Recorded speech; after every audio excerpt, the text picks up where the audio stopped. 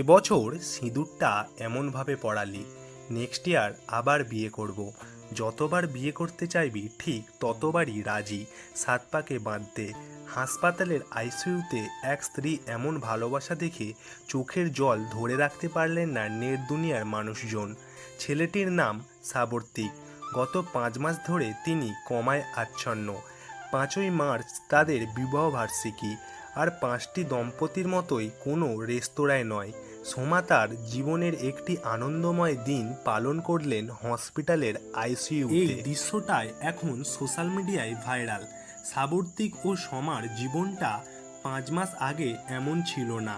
একটি ভয়াবহ দুর্ঘটনা সব ওলটপালট করে দিল। ডাক্তাররা হাল ছেড়ে দিয়েছেন, কিন্তু সোমা হাল ছাড়েনি। তিনি বিশ্বাস করেন তার ভালোবাসা বিজ্ঞানের থেকেও শক্তিশালী। তিনি ভেঙে পড়েননি। প্রতিদিন সেজেগুজে সুন্দর করে হাসপাতালে যান। যদি কোনোদিন সাবর্তিক চোখ মেলে তাকান, তবে তিনি যেন তার প্রিয়তমাকে সেই চেনা সাজেই দেখতে পান। সোমা তার ভালোবাসা দিয়ে আবার তার স্বামীকে সুস্থ অবস্থায় ফিরিয়ে আনতে চায়।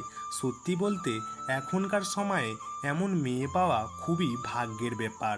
সোমা বুঝিয়ে দিলেন, ভালোবাসা মানে শুধু ভালো সময়ে নিজের প্রিয় মানুষটার পাশে থাকবো তা নয়।